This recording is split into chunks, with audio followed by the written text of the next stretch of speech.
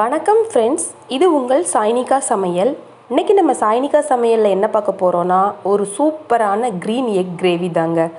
இது எப்படி செய்யலாம் அப்படிங்கிறத பார்க்குறதுக்கு முன்னாடி நீங்கள் இன்னும் நம்மளோட சாய்னிகா சமையலை சப்ஸ்கிரைப் பண்ணலை அப்படின்னா மறக்காமல் சப்ஸ்கிரைப் பண்ணி வச்சுக்கோங்க. வாங்க ஃப்ரெண்ட்ஸ், வீடியோக்குள்ளே போகலாம்.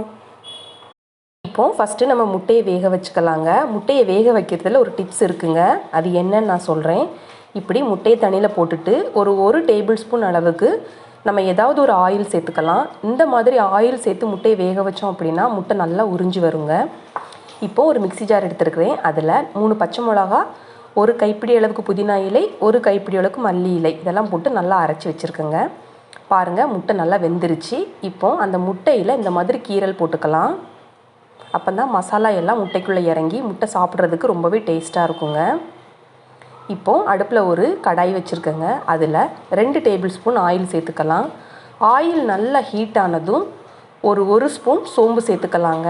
சோம்பு நல்லா பொரிஞ்சதும் ஒரு கைப்பிடி அளவுக்கு நறுக்குன வெங்காயம் சேர்த்துக்கலாம்.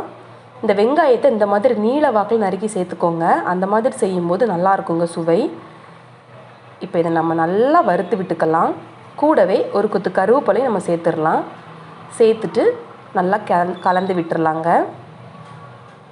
இப்போ இதுக்கு 1 ஸ்பூன் அளவுக்கு இஞ்சி பூண்டு விழுது சேர்த்துருக்கேங்க. சேர்த்துட்டு அந்த இஞ்சி பூண்டோட பச்சை வாசனை போகிற வரைக்கும் நம்ம நல்லா வணக்கிக்கலாம். ஒரு குட்டி தக்காளியை இந்த மாதிரி நீல வாக்கில் நறுக்கி அதையும் சேர்த்துடலாங்க. சேர்த்துட்டு நல்லா அந்த மாதிரி கலந்து விட்டுறலாம். அந்த வெங்காயம் தக்காளி எல்லாம் அந்த எண்ணெயிலேயே நல்லா வணங்கி வரணுங்க. அந்த அளவுக்கு நம்ம இதை நல்லா வணக்கி விட்டுறலாம். இப்போது இதுக்கு தேவையான அளவுக்கு உப்பு சேர்த்துக்கலாங்க. உப்பு சேர்த்துட்டு மறுபடியும் நம்ம நல்லா கலந்து விட்டுறலாம். இப்போ இதை மூடி போட்டு ஒரு 5 நிமிஷத்துக்கு நம்ம வேக வச்சுக்கலாங்க. பாருங்கள், 5 நிமிஷம் கழித்து வேக வச்சது கொஞ்சம் வெந்திருக்குது. இப்போது நல்லா கலந்து விட்டுறலாங்க. இந்த டைமில் நம்ம அரைச்சி வச்சுருக்கிற அந்த மிக்ஸை இதில் சேர்த்துடலாம். சேர்த்துட்டு நல்லா கலந்து விட்டுறலாங்க.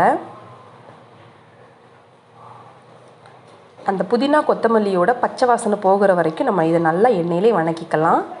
இப்போது கொஞ்சமாக மஞ்சள் தூள் சேர்த்துக்கலாங்க. சேர்த்துட்டு நல்லா கலந்து விட்டுறலாம்.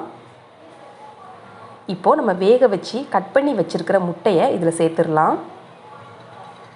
சேர்த்துட்டு அந்த முட்டைக்கு மேலே மசாலா எல்லாம் படுற மாதிரி நல்லா பரட்டி விட்டுறலாங்க. கொஞ்சம் மெதுவாகவே நம்ம பரட்டலாம், ஏன்னா நம்ம முட்டையில் கீரல் போட்டிருக்கிறோம், முட்டை உடஞ்சிடக்கூடாது. பாருங்கள், நல்லா பரட்டி விட்டாச்சு.